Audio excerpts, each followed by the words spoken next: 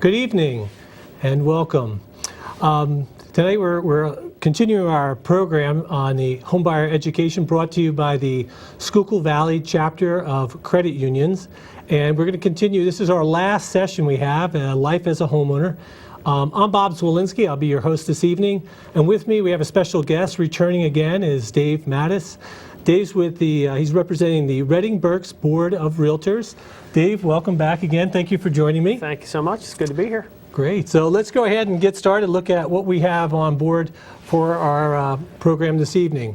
We're going to be looking at understanding financial benefits of home ownership, know the resources for remodeling and home improvement, understand when it makes sense to refinance, and know how to avoid foreclosure. So let's start looking at those benefits of home ownership. You know, when we talk about stability, one of the things we're really talking about is that you're able to fix your mortgage payment.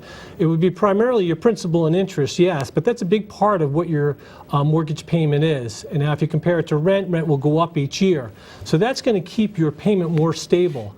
Also, I think when you look at home ownership, the stability also has benefits, I think, for children and their performance in school and such. I know, Dave, you probably have something to go ahead and comment on that. You probably see that happening. I do. Well, I think that having your own home also gives you the ability to do whatever you want with it. So, you're not depending on a landlord to fix this or fix that. It's all up to you. So it's your own space. So I think that kind of goes along with the stability that you were talking about. Yeah, everybody takes care of their neighborhoods. The next thing we have, of course, is the tax deduction. So there are some benefits to owning a home, reducing your liability for taxes.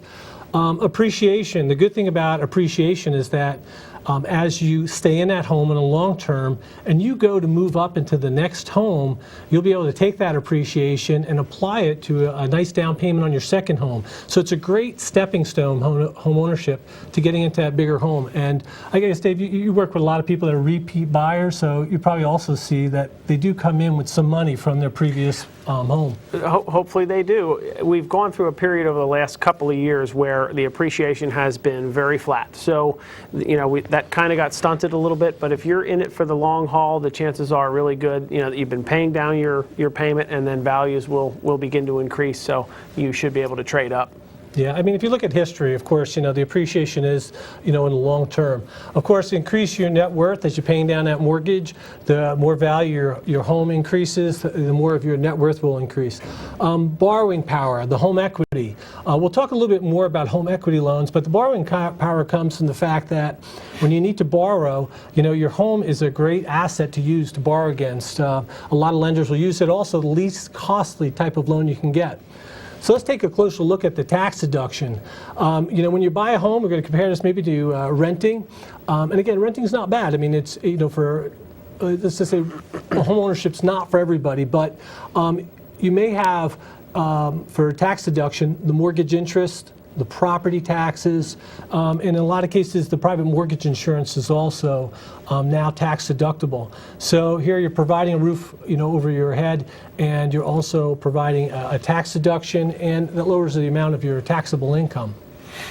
So let's talk a little bit about home equity scams. We don't want to talk about all the great benefits of and things that you can look forward to, but we also want to make you aware of what you should be looking for.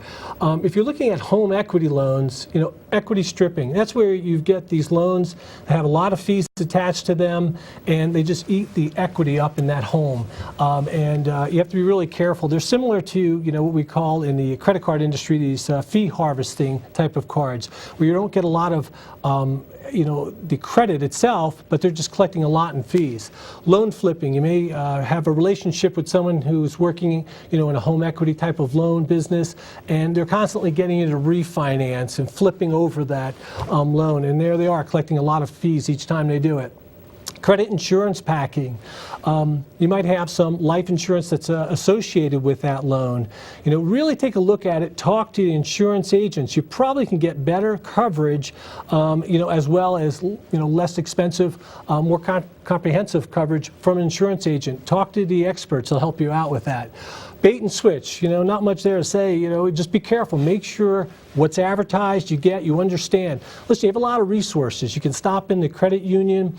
We'll take a look at the loan docs you have. Make sure that they are what you think they are, you'll be getting. Deceptive loan servicing, that's just keeping a tally of what did I pay, is my account being properly accredited, is my balance going down. We do have some other local scams, and the great thing about having Dave here is that he works with everybody. He works with the lenders, he works with the home inspectors, the movers, the buyers, the sellers. So he really has an idea of what's going out on the street. So Dave, why don't you give us a couple of comments on those local scams? Sounds good. I guess the first thing I would say to the other items that you were talking about with the resources and being able to count on the credit union for advice, etc. If you go to your local credit union for a home equity loan or any mortgage or loan, you're going to be in good hands. So that's the first thing I'll say. So as far as the local things that homeowners experience, as soon as you move into a house, you'll typically get a letter from a company that will offer to give you a copy of your deed, or sell you a copy of your deed, I should say, for about $65.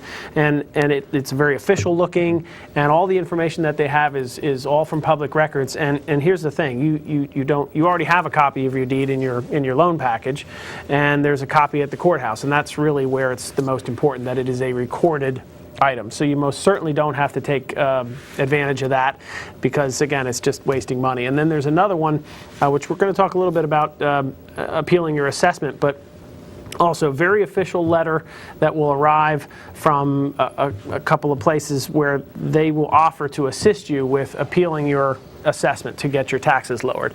And if you just purchased a home and you were working with a realtor, well, that realtor is going to be able to help you through that process, and the only fee that you should pay is just what the county charges, and that's a minimal $25. So just pay attention to that, and make sure, again, you rely on your agent, your real estate agent, as a resource there to get you through both of those situations.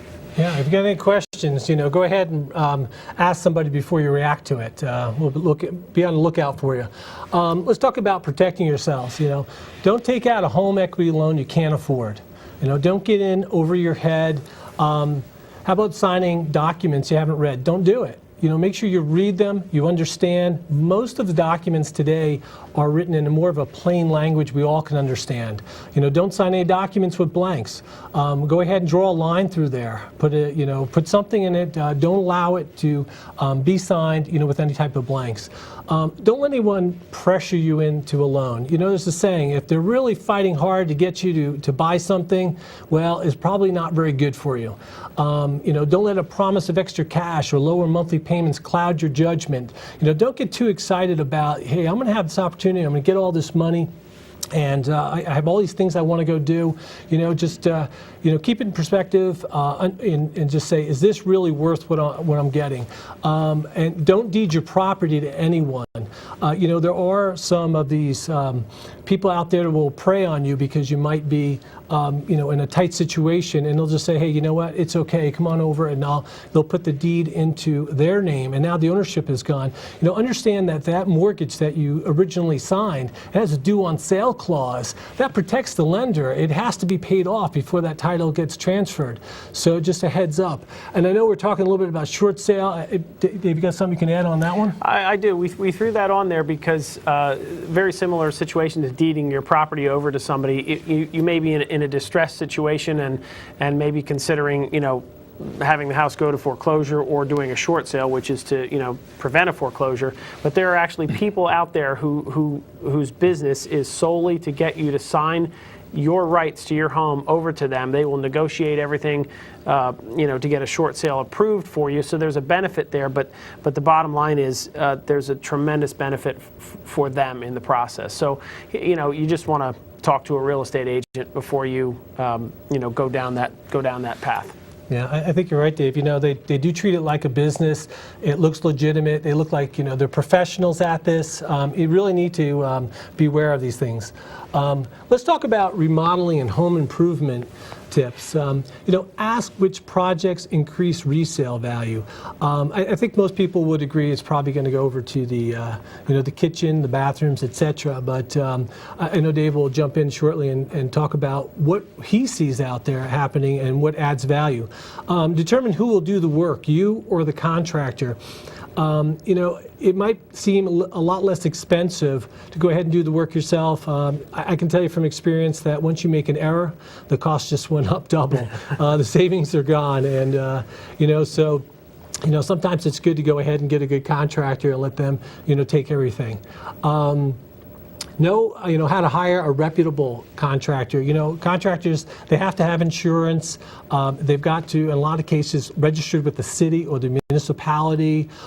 They've got to have insurance. If you're not sure, go to your local municipality or talk to, again, all the resources that we've been providing, and they'll guide you. Establish, a project budget. Stay within your budget. You'll be much happier. Keeping a punch list. The punch list is really just keeping tabs of anything that's not 100% complete, so that they come back and you can just keep a list and make sure they follow up on that. And what we'll do is we'll just get Dave, get a little bit of input from you, and then right after that, I guess it would be time for us to take a short break. Okay. Sounds good. A couple of things we wanted to mention here. Bob mentioned kitchens and baths, and I actually was just talking to a contractor today who is helping someone get their house ready to sell, and the entire home is filled with wallpaper. And I know that they've taken it out in one room, and he asked me today, what should they do? Should they, remove the wallpaper? And I said, you know what, they should, because people today, buyers today are very particular, and they'll sort of look at that entire house as being wallpapered as a big daunting task that you have to A, it's going to cost me a lot of money, or B, it's going to take me a whole lot of time to do the job. So I said absolutely get that done, because it's not that costly of a job. But kitchens tend to give you back the most return. Okay, so if you put in a nice kitchen, you'll get a definitely high percentage of that money back when you go to sell. And bathrooms, same thing, because those are the things that people remodel and then they let them go for quite a while. So it'll also help your house sell much quicker. So I know we're kind of talking about selling now, but so that's one of the things I'd say. The other thing is I wanted to mention here, Bob, was knowing how to hire a reputable contractor. Well, again, it's just like finding a realtor or a loan officer at your credit union. Referral is the best way to go. And then another good resource would be the Home Builders Association. I wanted to mention that one as well. Great. So I guess now is a good time we can go ahead and take a break. You're watching bctv.org. Be informed. Be involved. Be a member. For membership information, go to www.bctv.org/support/membership. For other stories and information, go to bctv.org. Great, welcome back. Thank you. Let's talk about refinancing. Why to refinance? Most people will refinance simply because rates are lower. But even in a rate environment that's increasing, people still do refinance, because there's a lot of reasons to go ahead and access that cash in your home. Things come up and you need money, so that's one reason to go ahead and do a refinance. Even though the rates may be higher, but it's still the least expensive way when you look at all the options that may be available. But do keep in mind the cost. Penalties for getting out of your current loan. If you deal with a credit union, you're not going to run into these penalties. Prepayment penalties. That are out there. What they'll do is, if you pay off that loan before the term is due or within so many years, there's going to be a penalty. And generally, the penalties are greater the least amount of time you're keeping that loan. So you do want to make sure you don't have a prepayment penalty. Are they negotiable? Sometimes they are. Talk about fees when you refinance. Dave and I were talking, a big fee is, of course, the title fee. You've got to pay that. Yes, you've had title insurance before, but every lender is going to make sure that there was no other liens that were placed on the property since the last time they had the title insurance, so that is a big cost. They'll have to re-record the note. They have to get a new appraisal on the property, so you do have certain fees. How about private mortgage insurance? If your home now doesn't have that required equity, that 20%, well, if you didn't have private mortgage insurance in the last loan, you very well could in this case. So you need to consider, I'm getting maybe a lower rate, but when you add in that private mortgage insurance, is the savings still there? Talk to your loan officer.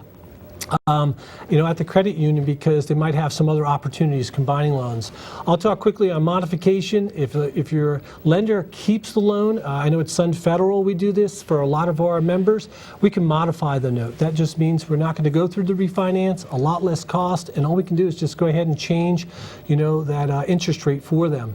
How can you improve your credit score? Go to myfico.com, check it out, because when you refinance, credit scores do a lot. Annualcreditreport.com. That's another great place to go ahead and look. Those are the only two places you really should look at.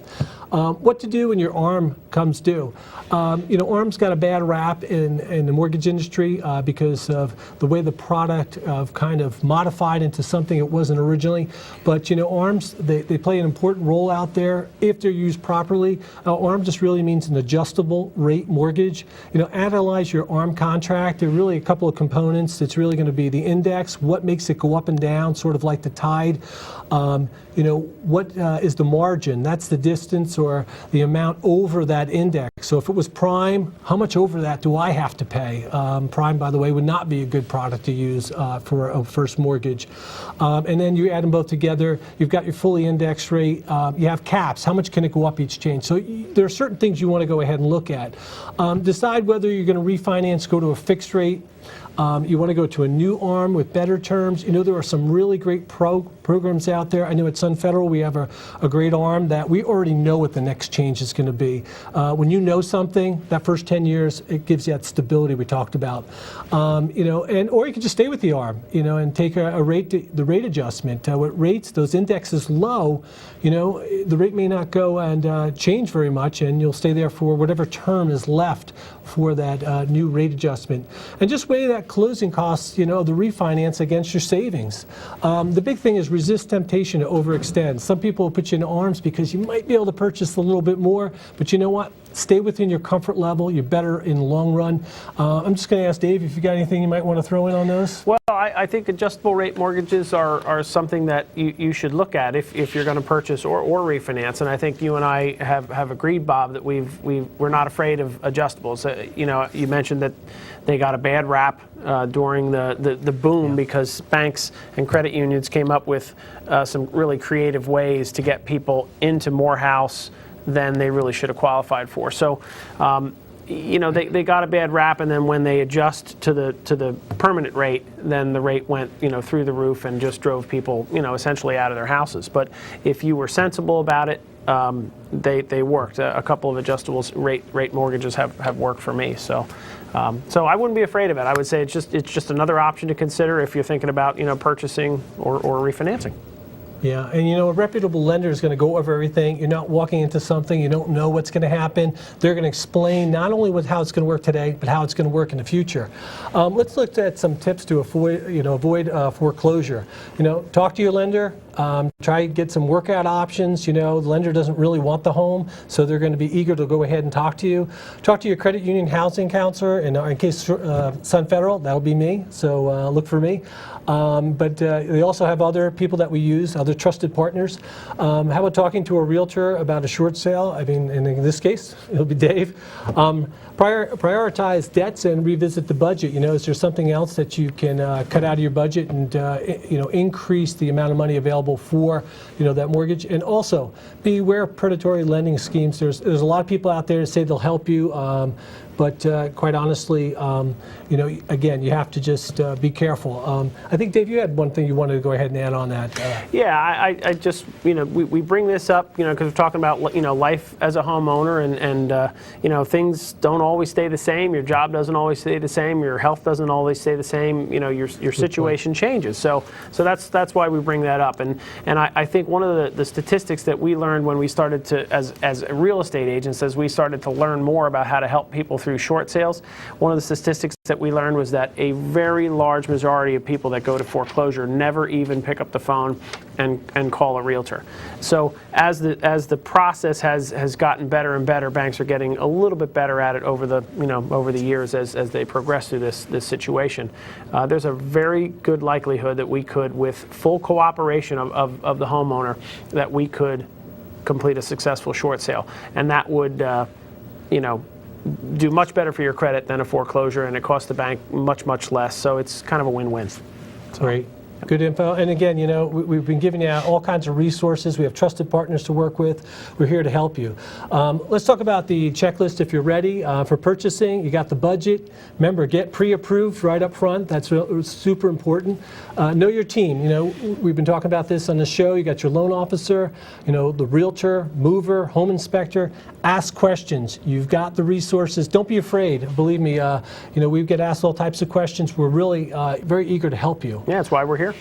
And if you take the checklist, you know, if you're ready for the existing homeowner and you're doing your refinancing, you know, or making your home improvement with home equity loan or a tax assessment appeal, you know, we went over all the different things you want to consider.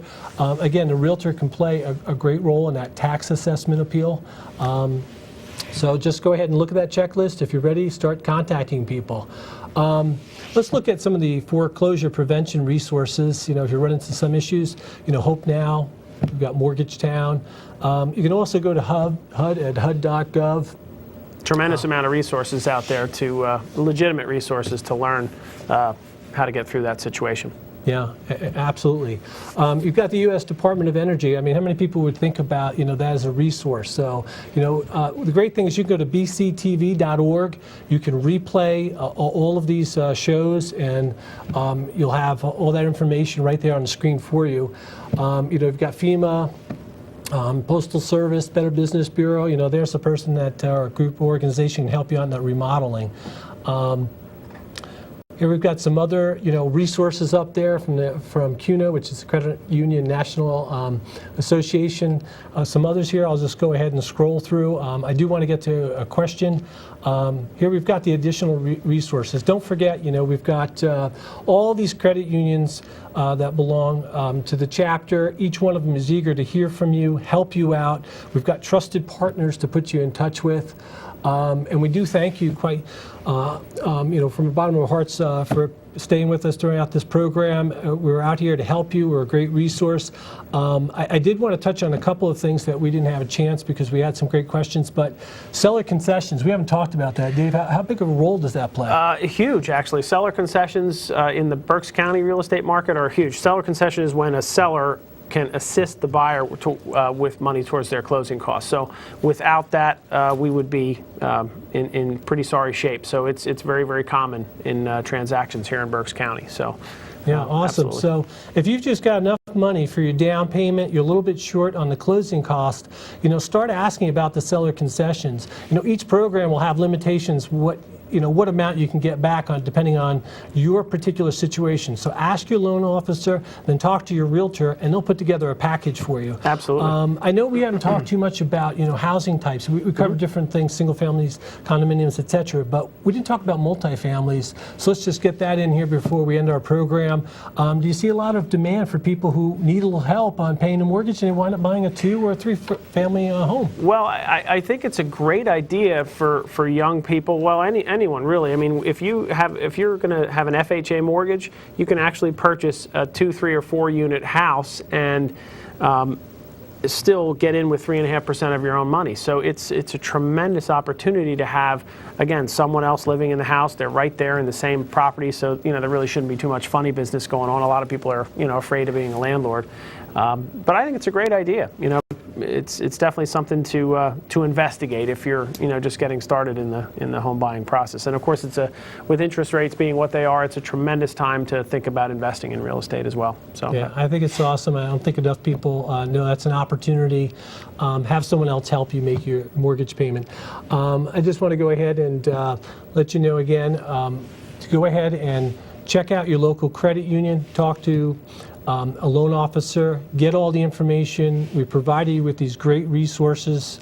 Everybody's, you know, from the realtor to the loan officer, you know, the credit union. We've had home inspectors, movers. We're all a great resource. Give us a call. We'll be happy to help you and guide you throughout the process here. So we want to thank you for joining us for the last 6 shows. It's been a lot of fun, and I want to thank Dave for joining us one more time. glad to be here. Yep. Thank you, everybody. Have a good night.